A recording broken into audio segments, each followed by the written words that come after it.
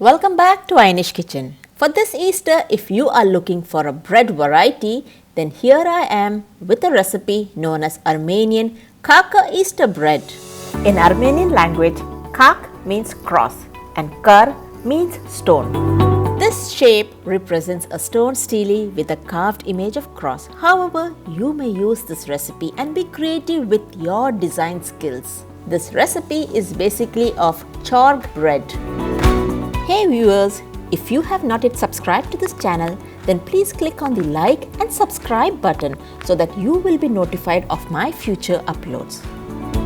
So let's start with the recipe.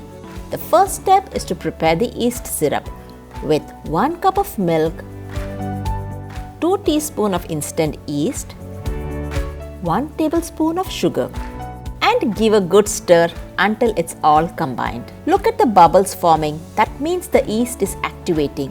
While this sits for 3 minutes, let me get ready with the flour. Here I am sieving 5 cups of all-purpose flour.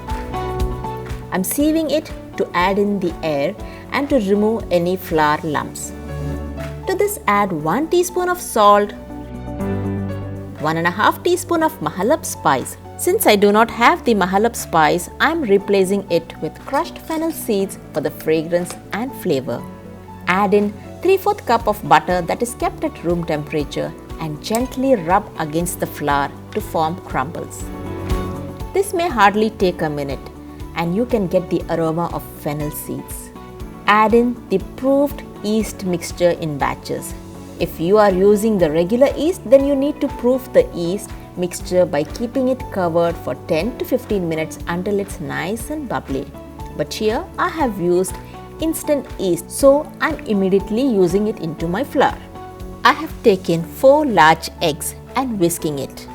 For preparing the dough, I will be using only 3.5 egg batter, and the remaining egg batter I will use it later for brushing over the dough.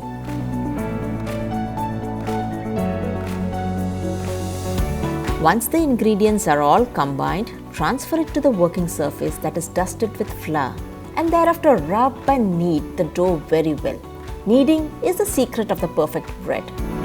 This whole process can be easily done with a stand mixer or a food processor. But I wanted to show you the feel of the dough, hence I avoided using any kitchen gadgets. Initially, the dough is very sticky. So keep dusting some flour if required to form a soft pliable dough. Look how sticky they are, but keep on kneading and you will come to a perfect dough.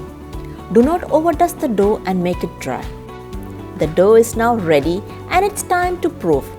Grease a bowl with olive oil or any other oil that you have. Place the dough into the bowl and finally pour some oil over the dough and spread well.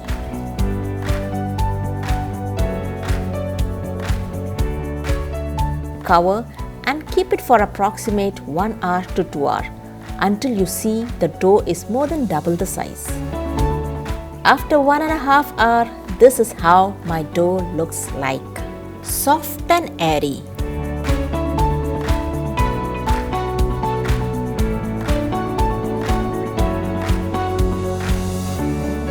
Punch out the air and transfer the dough onto your work surface that is dusted with some flour. Give a good knead. You can design any shape with this recipe. Since I have planned to make Khachkar bread and based on my design layout, I need 10 even balls. So I am cutting the dough into 10 even portions.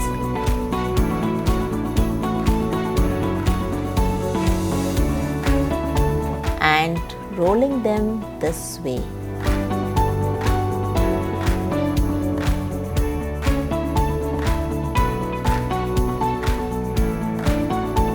The even dough balls are ready.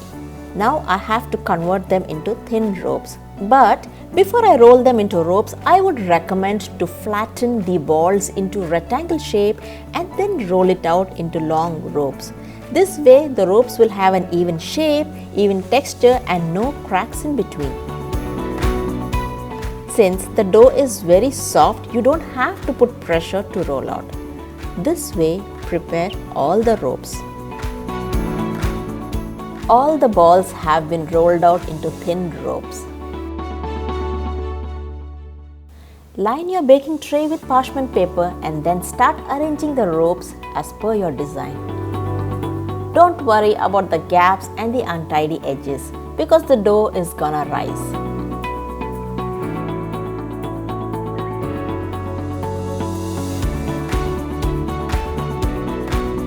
I have almost put a layout of cross and then I start with braiding the ropes. It takes some level of skill and patience for a beginner, but anyone used to handling yeast should not have a problem. Keep practicing and someday you will be perfect.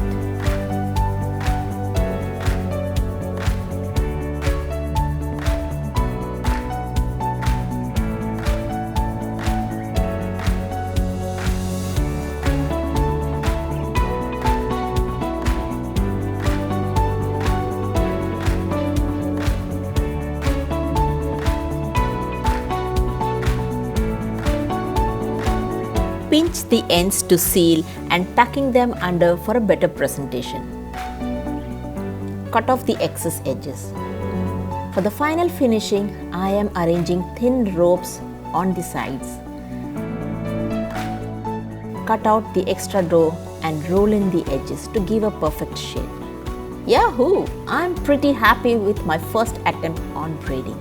Gently brush the egg batter all over the dough and don't miss out the edges. For the final touch, sprinkling some white sesame seeds and nigella seeds at the center of the cross. Here it goes into the preheated oven to bake at 180 degrees for 22 to 30 minutes until the top is brown in color.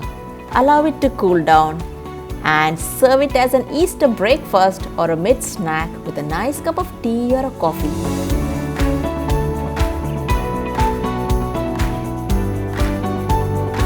Or serve it with some butter and jam.